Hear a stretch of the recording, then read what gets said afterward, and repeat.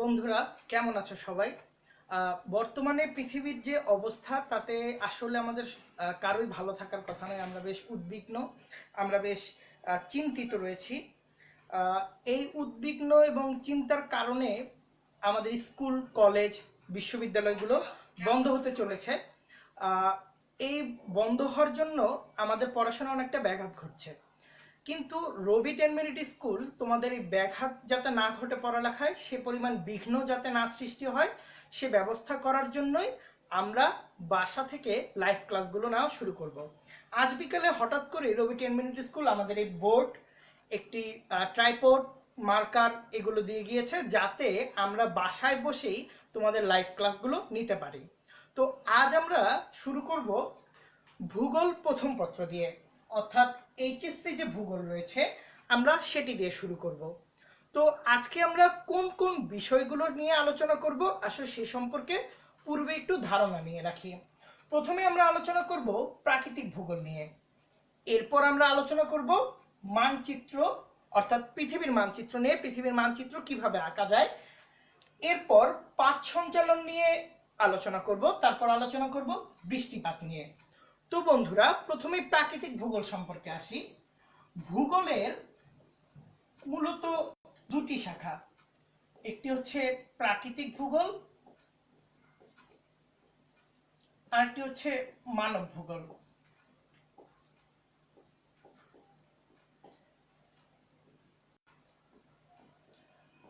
প্রাকৃতিক ভূগোল যাকে বলা হয় ফিজিক্যাল জিওগ্রাফি, এবং মানব ভূগোল যাকে বলা হয় হিউম্যান জিওগ্রাফি। তোমরা যারা এই মুহূর্তে লাইভটি দেখছো, অবশ্যই লাইভটি শেয়ার করে দিবে তোমাদের ফেসবুক আইডি থেকে বিভিন্ন গ্রুপে, এবং অবশ্যই তোমাদের বন্ধু বান্ধবদের মেনশন করবে যাতে তাও এই বন্ধের মধ্যে লাইভটি দেখে উপকৃত হতে পারে। এবং যেহেতু সামনে এইচএসসি পরীক্ষা, যার জন্য তোমরা এই শেয়ারিং ক্যাপাবিলিটি আরো বাড়াবে। আমরা দেখে নিই কারা কারা লাইভটিতে জয়েন করেছে।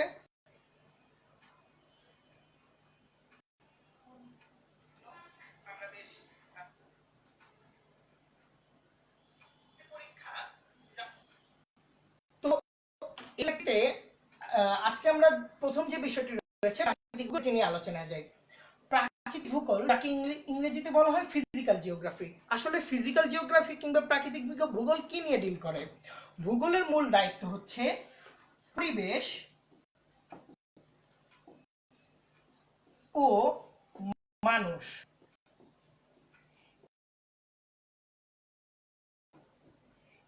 ইন্টারেকশন কিংবা আন্তঃসম্পর্ক খুঁজে বের করা।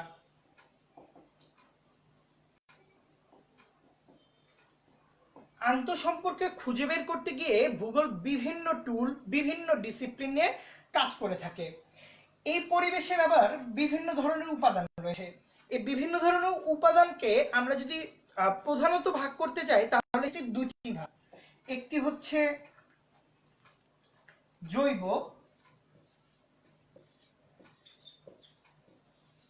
আরেকটি হচ্ছে অজৈব। জৈব উপাদানগুলো আসলে কোনগুলো? জৈব উপাদানগুলোকে বলা হচ্ছে জীবন প্রদায়ী উপাদান। ধরো আমরা আমাদের পরিবেশে যে মানুষ দেখতে পাই, বিভিন্ন লিভিং অর্গানিজম অর্থাৎ প্রাণী, উদ্ভিদ, বিভিন্ন ব্যাকটেরিয়া ইত্যাদি দেখতে পারি, এগুলোকে বলা হচ্ছে জৈব উপাদান। আর অজৈব উপাদান হচ্ছে এই যে সূর্যের আলো, বাতাস, মাটি, অর্থাৎ যে উপাদানগুলো আসলে জীবন নেই, আমরা মোট কথা বলতে পারি জীবন নেই, সেই উপাদানগুলোকে বলা হচ্ছে অজৈব উপাদান। এই পরিবেশের জৈব অজৈব উপাদানের মধ্যে এক ধরনের ইন্টারাকশন খোঁজার চেষ্টা করে পরিবেশ ভূগোল, অর্থাৎ প্রাকৃতিক ভূগোল। তাহলে ইন্টারাকশনটি কিভাবে খুঁজতে চেষ্টা করে? এক্ষেত্রে ভূগোল তিনটি স্তরের সাহায্য নিয়ে থাকে। তিনটি স্তরগুলো কি?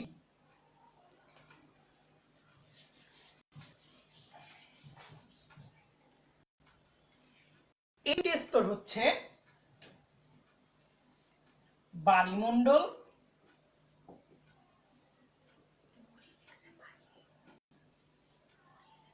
অশ্বমণ্ডল,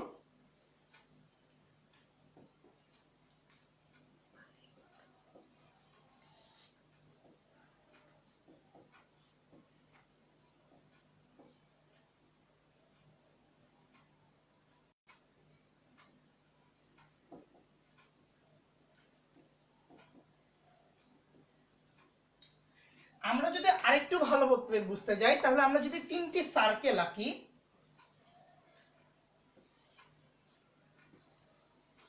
তাহলে আমরা বিষয়টি আরো ভালো বুঝতে পারবো। এই 3টি সার্কেলের মধ্যে আমরা ধরো এটিকে যদি নাম দিই বায়ুমণ্ডল, যেটি আমরা কিছুক্ষণ আগে বলেছি, এটিকে ধরো দিলাম বায়ুমণ্ডল, এবং এটিকে অশ্বমণ্ডল। তাহলে বন্ধুরা আমরা দেখতে পাচ্ছি এই বায়ুমণ্ডল, অশ্বমণ্ডল এবং বায়ুমণ্ডল এই 3টি স্তরের সাহায্যেই ভূগোল মূলত ব্যাখ্যা দেওয়ার চেষ্টা করে। বায়ুমণ্ডল বলতে আসলে আমরা কি বুঝি? আমরা অক্সিজেন গ্রহণ করছি, বিভিন্ন ধরনের গ্যাসীয় উপাদান রয়েছে বায়ুতে, বায়ুর চাপ, তাপ ইত্যাদি সম্পর্কে যে জায়গাগুলোতে আলোচনা করা হয় সেটিকে আমরা বলছি বায়ুমণ্ডল। বায়ুমণ্ডল, এই যে পানির কথা আমরা জানি, পানি, সমুদ্র, নদী নালা, খাল-বিল, এই যে পৃথিবীর বিশাল একটি স্তর দখল করে রয়েছে পানি, অর্থাৎ পৃথিবীর 100 ভাগের মধ্যে 71 ভাগ হচ্ছে পানি। এই পানিটি নিয়ে আসলে বায়ুমণ্ডলের আলোচনা। এবং অশ্বমণ্ডল, অশ্বমণ্ডলটি আসলে যে মাটিগুলো আমরা পৃথিবীতে যে মাটি দেখতে পারি, পাহাড় পর্বত বা মালভূমি দেখতে পারি ইত্যাদি অশ্বমণ্ডল আলোচনা করে থাকে। এখন একটু আমরা চিন্তা করি, ধরো আমরা একটি গাছ লাগালাম, এই গাছটি যখন বেড়ে উঠবে কি কি লাগবে? ধরো বায়ুমণ্ডল থেকে এর একটি গ্যাস প্রয়োজন হবে, ধরো সেটি কার্বন ডাই অক্সাইড। বায়ুমণ্ডল অর্থাৎ আমরা গাছে পানি দিই, তার প্রয়োজনীয় পানির চাহিদা রয়েছে, পানি দরকার, সেটি বায়ুমণ্ডল নিবে।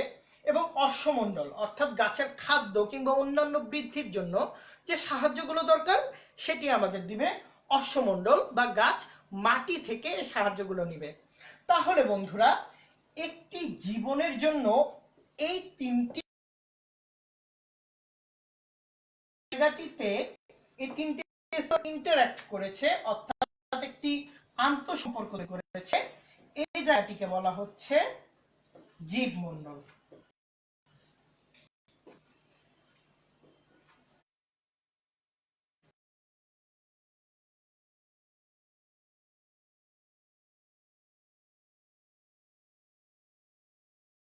এবং বিশেষ করে এই 3টি স্তর কিভাবে পরস্পরের সাথে ওভারল্যাপ করে জীবমণ্ডল নামে আরেকটি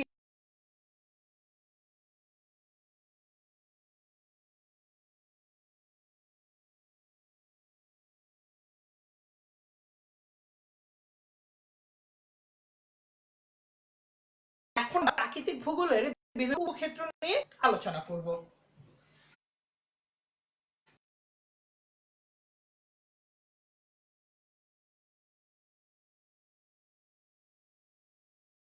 প্রথমে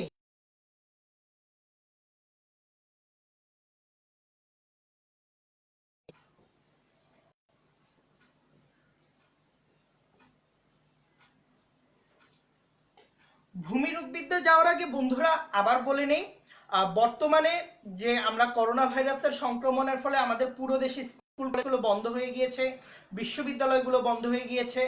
আমরা জানি তোমাদের লেখাপড়ার সমস্যা হচ্ছে, যার জন্য রবি 10 মিনিট স্কুল আজ থেকে প্রতিদিন তোমাদের জন্য বাসায় বসেই লাইভ ক্লাস নেওয়ার ব্যবস্থা করছে।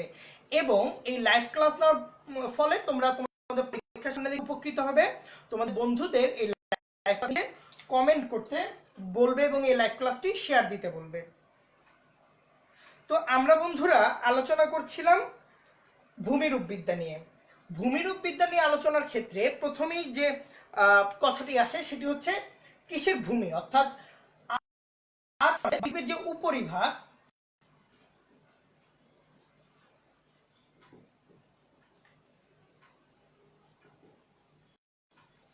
পৃথিবীর উপরিভাগটি আসলে কেমন।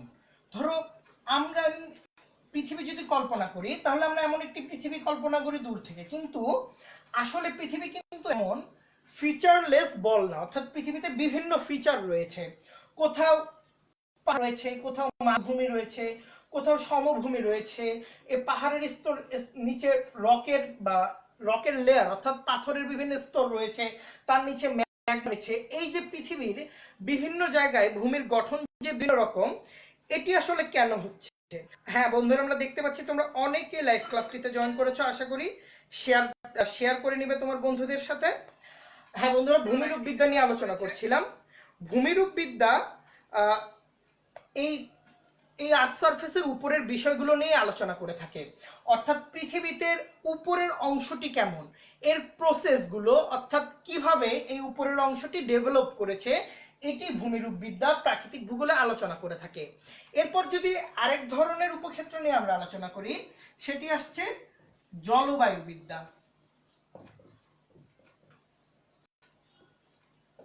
জলবায়ু বিদ্যা আমরা সবাই পরিচিত, কারণ আমরা দেখতে পারি প্রতিদিনই প্রায় টিভিতে আমরা দেখতে পারি যে একজন কোট পরা ভদ্রলোক সামনে আসছে, কালকে ঢাকায় বৃষ্টি হবে কি হবে না এ সম্পর্কে বলছে, কালকে ঢাকার তাপমাত্রা কেমন থাকবে, আবহাওয়াটি আসলে কেমন, ঢাকার বায়ুর চাপটি কত থাকবে, এই সম্পর্কে বলছে। এটি আসলে জলবায়ু বিদ্যার কাজ। এখানে একটি বিষয় জানা খুবই গুরুত্বপূর্ণ, যে আবহাওয়া এবং জলবায়ু অর্থাৎ ওয়েদার এবং ক্লাইমেট, এই দুটির মধ্যে বেসিক পার্থক্যটি আসলে কি।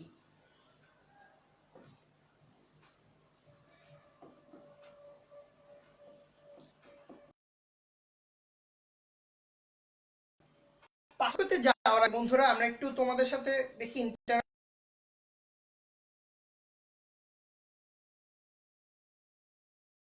একজন প্রশ্ন করেছে,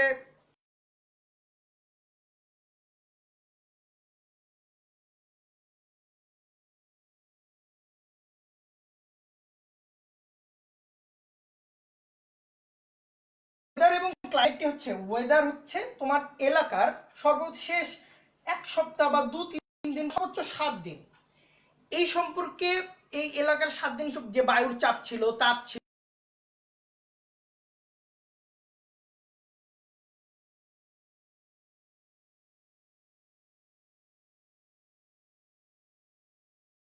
গত 20 বছরে বাংলাদেশের জলবায়ু নিয়ে আলোচনা করতে পারি, গত এক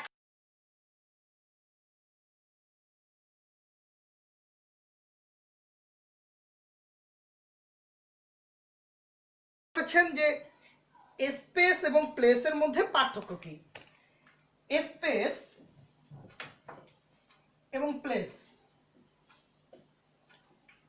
ধরো আমরা পৃথিবীতে আমরা মানব মানব যে বসতি রয়েছে, মানুষের যে অবস্থান রয়েছে পৃথিবীর বিভিন্ন জায়গায়, জিওগ্রাফিতে যে স্পেস এবং প্লেসের বিষয়টা আলোচনা করা হয় সাধারণত নৃভূগোল বা অ্যানথ্রোপোজিওগ্রাফিতে। স্পেস হচ্ছে যে জায়গাটিতে আসলে মানুষের পদচারণাটি ঘটে না, অর্থাৎ যে জায়গায় মানুষ তার কর্মকাণ্ড দিয়ে সেই জায়গাটিকে প্রভাব বিস্তার করতে পারে না। মানুষ তার কর্মকাণ্ড দিয়ে যে এলাকাটিকে একটু চেঞ্জ করার চেষ্টা করে, সেটিকে আমরা জিওগ্রাফির ভাষায় বলি কালচারাল ল্যান্ডস্কেপ। মোটা দাগে বলা যায় যে এলাকাগুলো এখনো ফিজিক্যাল ল্যান্ডস্কেপ কিংবা ন্যাচারাল ল্যান্ডস্কেপ রয়েছে, অর্থাৎ মানুষ তার কর্মকাণ্ড দিয়ে যে জায়গাগুলোর এখনো পরিবর্তন ঘটায়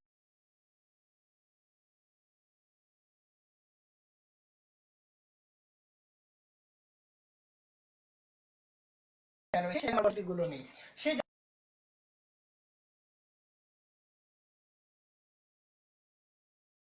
তুমি তোমার কর্মকাণ্ড দিয়ে তোমার ওই জায়গাটিকে প্রভাবিত করার চেষ্টা করছো। এই জায়গাটি হচ্ছে প্লেস। ধরো একটি পুকুর, যে পুকুরে তুমি প্রতিদিন গোসল করো, সেই জায়গাটি কিন্তু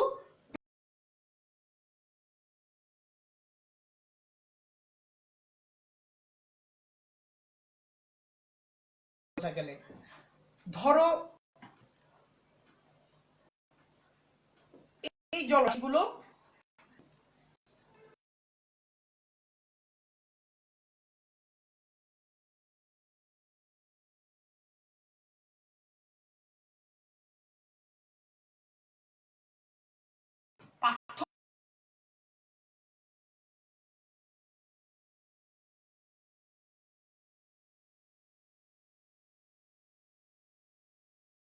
এই জায়গাটিতে কিন্তু মানুষ মাছ মাছ ধরে, সেখানে একটি পর্যটন কেন্দ্র গড়ে উঠেছে, হোটেল গড়ে উঠেছে, সেই জায়গাটিকে আমরা বলছি প্লেস। এবং মহাসাগর, সাগর থেকে অনেক দূরে, এই জায়গায় সাধারণত মানুষের যাতায়াত থাকে না, ফিজিক্যাল ল্যান্ডস্কেপ এখনো বিদ্যমান, এই জায়গাটিকে বলা হয় মহাসাগর। বন্ধুরা, আমরা ভূমিরূপ বিদ্যা, জলবায়ু বিদ্যা নিয়ে আলোচনা করছিলাম। এছাড়াও প্রাকৃতিক ভূগোল আলোচনা করে জীব ভূগোল,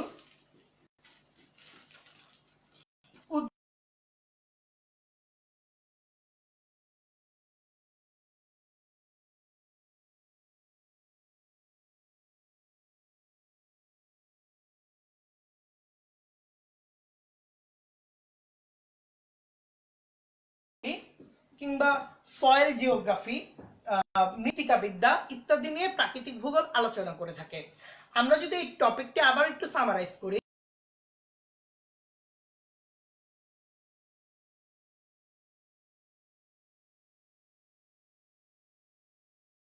থাকে বায়ুমণ্ডল, বাড়িমণ্ডল, অশ্বমণ্ডল, এবং এই তিনটির সম্পর্ক তৈরি করে। সেখানে যে কমন গ্রাউন্ডটি দাঁড়ায় সেটি হচ্ছে জীবমণ্ডল বা বায়োস্ফিয়ার। আর এছাড়া প্রাকৃতিক ভূগোলে যে উপক্ষেত্রগুলো রয়েছে,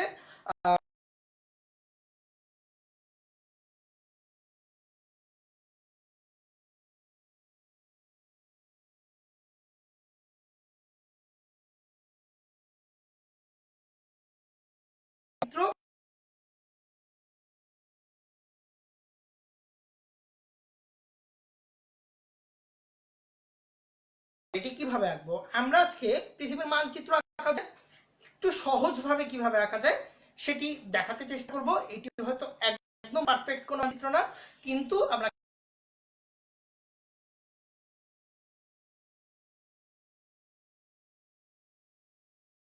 অনেক সহজ হয়ে যাবে। তাহলে বন্ধুরা দেখা যাক কিভাবে পৃথিবীর মানচিত্রটি অঙ্কন করা যায়। তার আগে একটু দেখি কারা কারা জয়েন করেছে।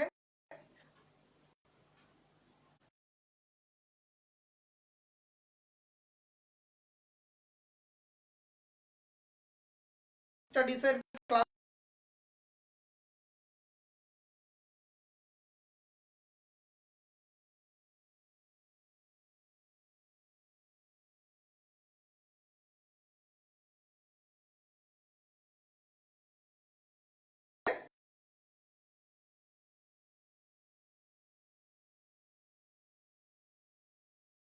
মানচিত্র সম্পর্কে আলোচনা করছিলাম। তো দেখি পৃথিবীর মানচিত্র কিভাবে আঁকা যায়।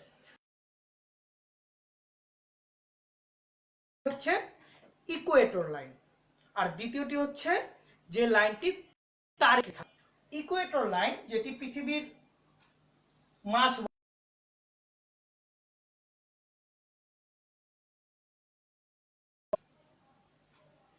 এবং তারিখ রেখা, এই তারিখ রেখাটি আমরা একদম মাঝে না এঁকে আঁকবো একটু সরিয়ে, অর্থাৎ একটু পশ্চিমের দিকে সরিয়ে আঁকবো, বেশি সরে গিয়েছে।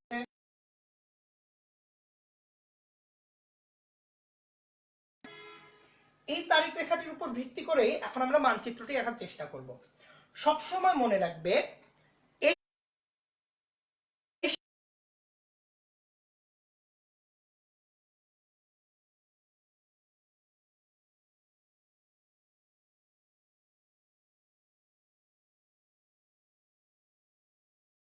এবং আফ্রিকার উপর দিয়ে যাবে। আমরা এখন আঁকার চেষ্টা করি।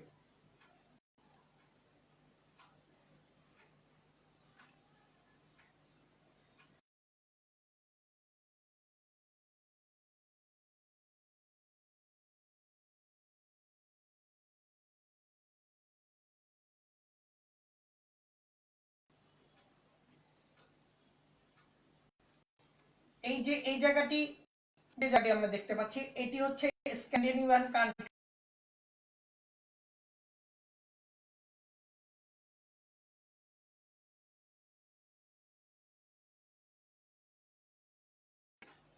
আরব যে বিশ্ব সেটিকে এঁকে ফেলবো। আর এই যে সৌদি আরবের এই জায়গাটি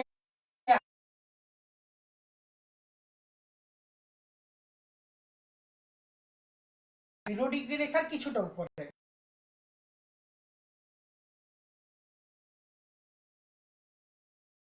এটি কিন্তু বাংলাদেশ। এরপর নামছি, যখন আমরা ইন্দোনেশিয়া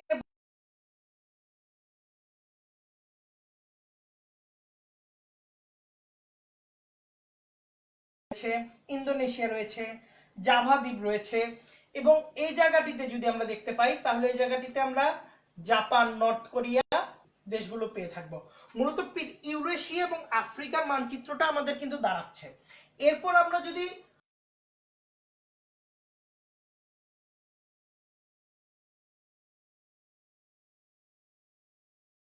এই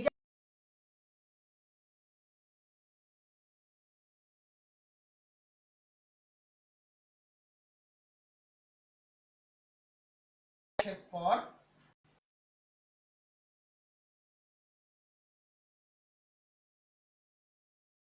হাডসন বে, এই অংশটিকে বলা হচ্ছে হাডসন বে।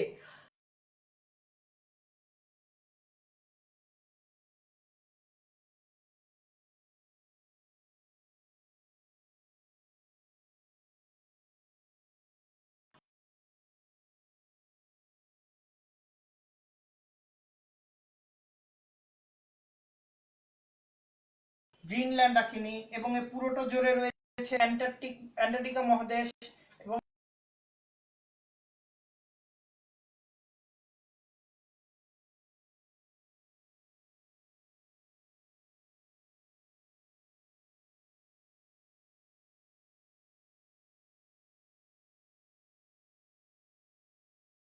এবং একটি বিষয় কিন্তু গ্রিনল্যান্ড, এটি কিন্তু তারিখ রেখার একদম উপর দিয়ে যাবে। এই যে হচ্ছে ইংল্যান্ড, এই যে হচ্ছে বাংলাদেশ,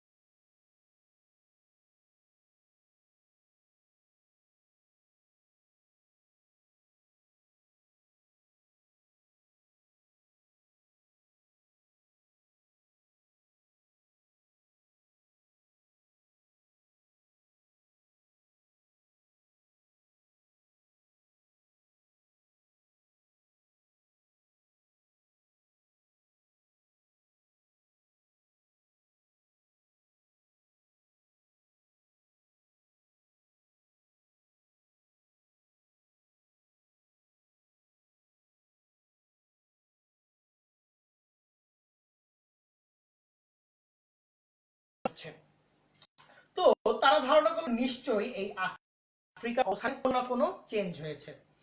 এই দিয়ে আসলে পাঁচ সঞ্চালন তত্ত্ব বা কন্টিনেন্টাল ড্রিফট নামে একটি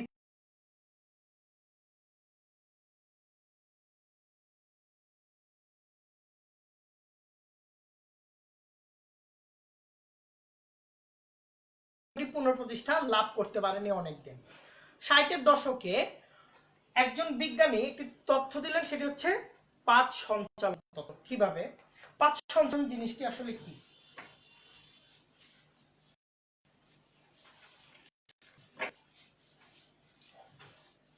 পাঁচ সঞ্চালনে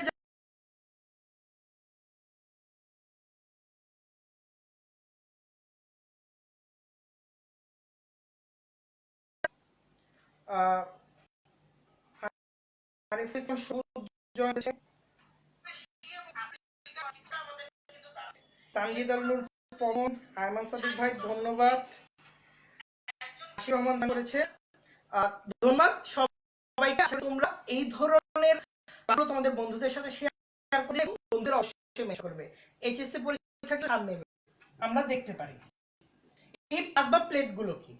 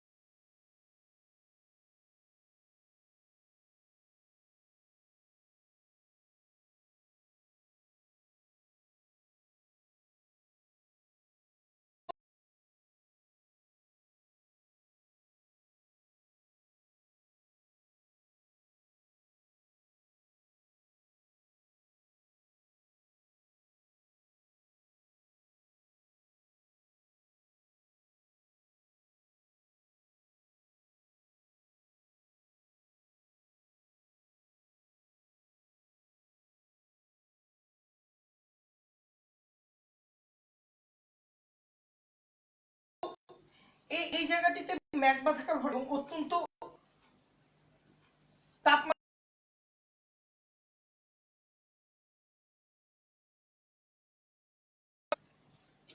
তোমরা একটু চিন্তা করো, ধরো তুমি ধরো রান্নাঘরে একটি স্যুপ রান্না করছো,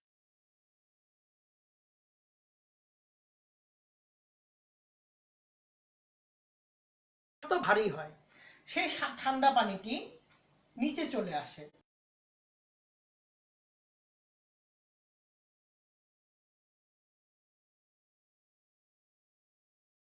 উপরে চলে যায়।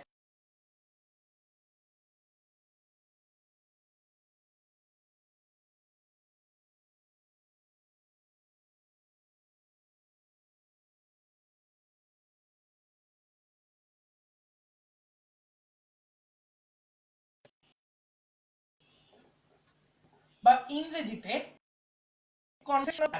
যেহেতু প্রতিটি পাত বা প্লেটের নিচে এই ধরনের গলিত পদার্থ ধরনের কারেন্টের তৈরি হয়,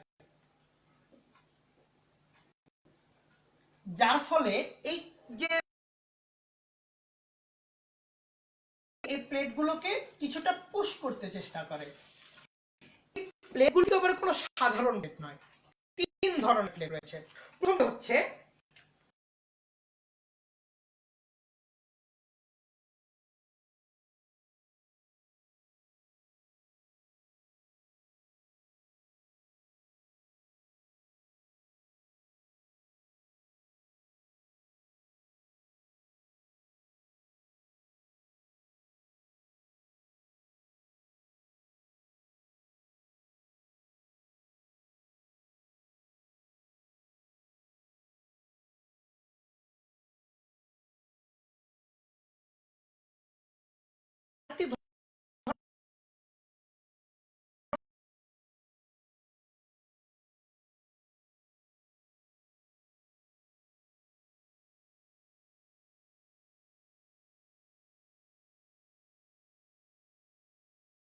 এই অঞ্চলটিতে ভূমিকম্প প্রবণ বা আগ্নেয়গিরি প্রবণ, অর্থাৎ দুটি প্লেট একটি আরেকটির সাথে পরপর ঘর্ষণ করছে, যার ফলে এটি আরেক ধরনের প্লেট। আর সম্প্রসারণ প্লেটটি চলে যাচ্ছে, একটি আরেকটি থেকে দূরে চলে যাচ্ছে। আর সংকোচন প্লেট যেটি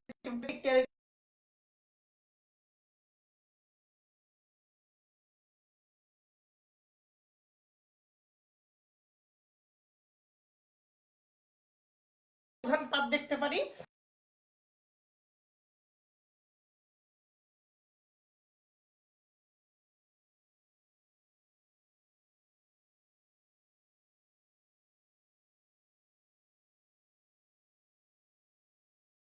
এই ধরনের পাতগুলি আসলে ক্ষুদ্র ক্ষুদ্র প্লেট। তো পাত সঞ্চালন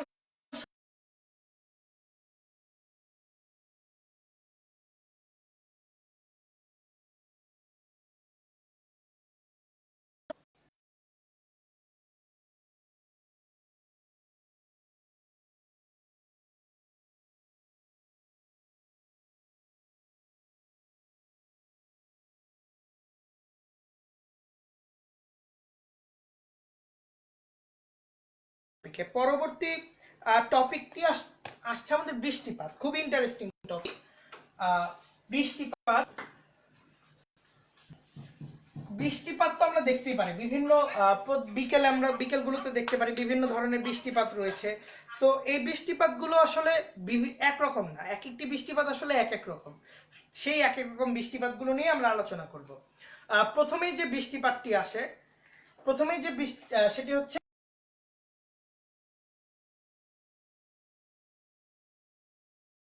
দ্বিতীয়টি আসবে শৈলক্ষেপ বৃষ্টিপাত।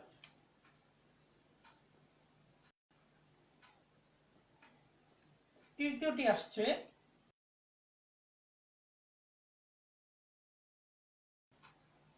এবং চতুর্থটি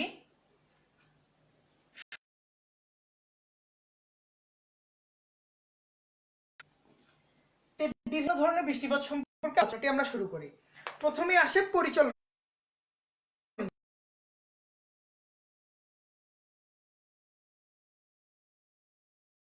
কেমন কিছুক্ষণ আগে বলেছিলাম,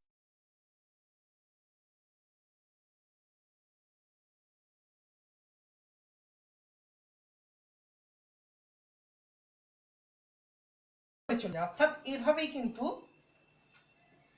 একটি কারেন্ট তৈরি হয় বা প্রবাহ তৈরি হয়, যেটাকে কনভেকশনাল কারেন্ট কিংবা পরিচালন প্রবাহ বলে। তেমনি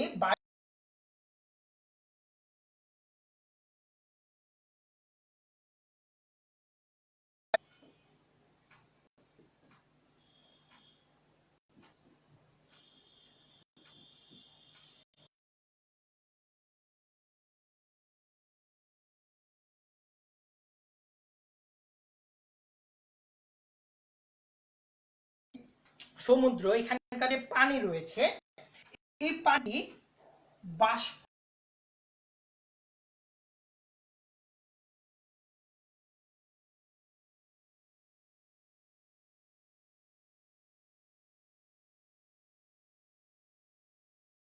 মেঘ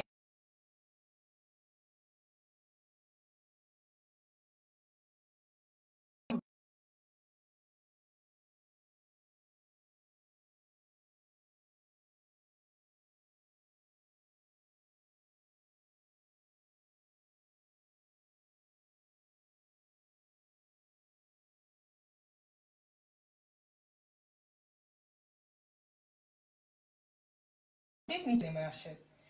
এই যে একটি দুর্বিরল খেলা, লুকোচুরি খেলা চলছে মেঘ, বৃষ্টি আর পৃথিবীর মধ্যে, এটা আসলে পরিচালন বৃষ্টিপাত।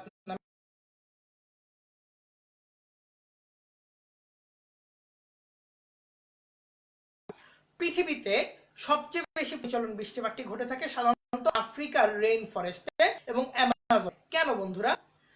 এই আফ্রিকা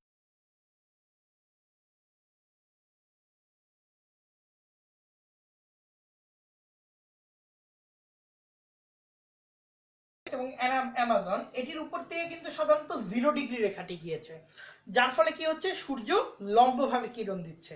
লম্বভাবে কিরণ দেওয়ার ফলে কি হয়, এই অঞ্চলটিতে অনেক বেশি তাপমাত্রা উৎপন্ন হয় এবং তাপমাত্রা উৎপন্ন হওয়ার ফলে এই ধরনের পরিচলন প্রবাহের সৃষ্টি হয় এবং প্রতিদিন বিকালে আফ্রিকা এবং অ্যামাজনে এই ধরনের বৃষ্টিপাত হয়। তাহলে পরিচলন বৃষ্টিপাতটি শেষ হলো। এরপর আমরা আলোচনা করি শৈলক্ষেপ বৃষ্টিপাত নিয়ে। শৈলক্ষেপ বৃষ্টিপাতটি আসলে কেমন? শৈলক শব্দের অর্থটি হচ্ছে পাহাড়। প্রাচীনকালে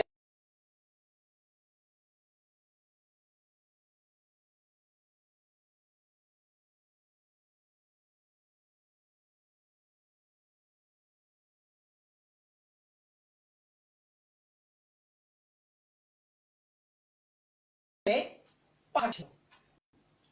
পাহাড় থাকার ফলে এই যে সমুদ্র অনবরত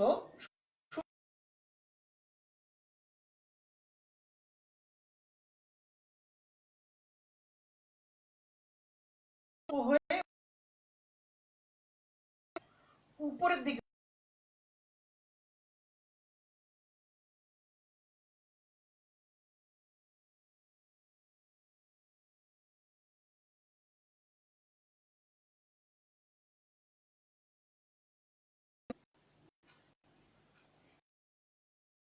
এবং এই মেঘগুলো যেতে পারে না, এই পাশটিকে বলা হচ্ছে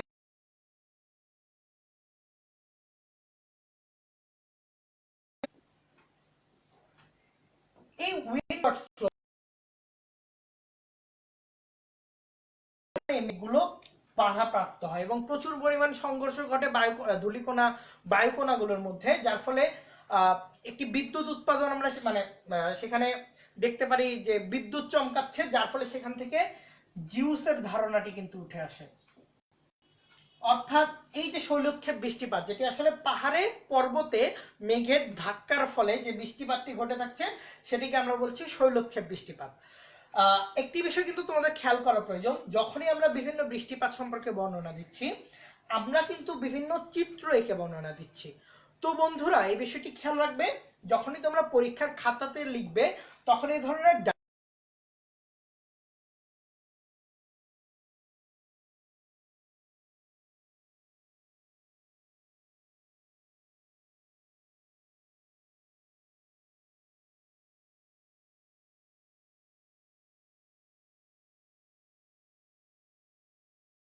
হয় যখন ধরো একটি জায়গায় অনেক বেশি তাপমাত্রার উদ্ভব ঘটেছে, উদ্ভব ঘটার ফলে এই জায়গার বায়ুটি আসলে উপরে চলে যাচ্ছে,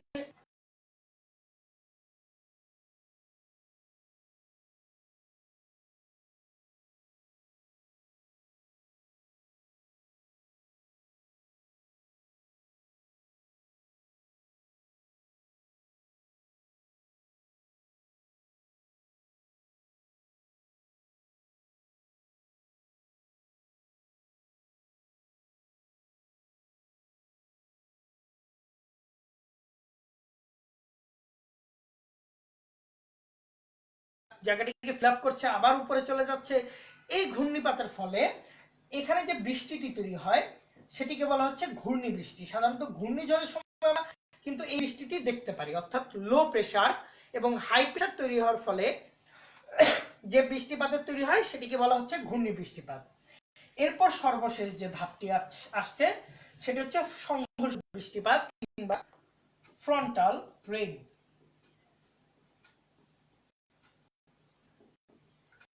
ধরো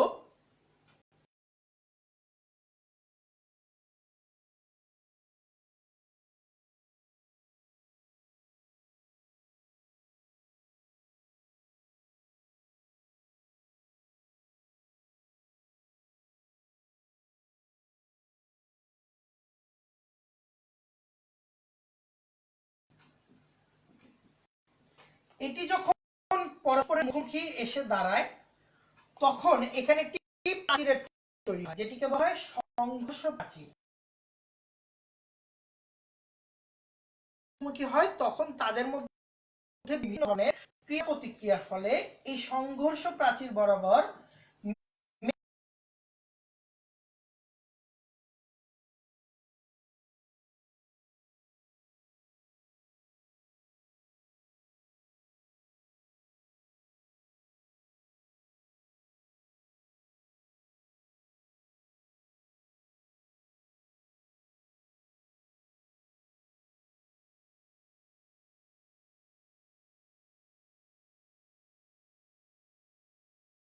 এরপর আলোচনা করেছি মানচিত্র কিভাবে অঙ্কন করা যায় এবং প্রাকৃতিক ভূগোল।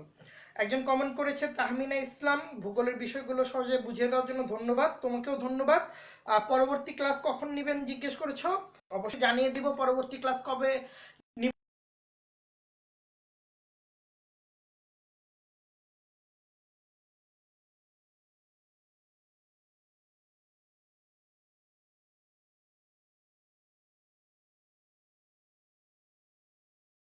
পরিচলন, শৈলক্ষেপ, ঘূর্ণি এবং সংঘর্ষ বৃষ্টিপাত এবং সেটি কিভাবে করা যায় ডায়াগ্রাম দিয়ে আশা করেছি। লাইভ ক্লাসটি তো পরবর্তীতে আপলোড করাই হবে এবং আমাদের যে 10 মিনিট স্কুলের ইউটিউব চ্যানেল রয়েছে সেখানে জিওগ্রাফির অনেক ভিডিও দেওয়া, বেসিক্যালি অনেকগুলো সাবজেক্টের ভিডিও আমরা তৈরি করছি। এই বন্ধের মধ্যে তোমরা ভিডিওগুলো দেখবে, উপকৃত হবে আশা করছি এবং অবশ্যই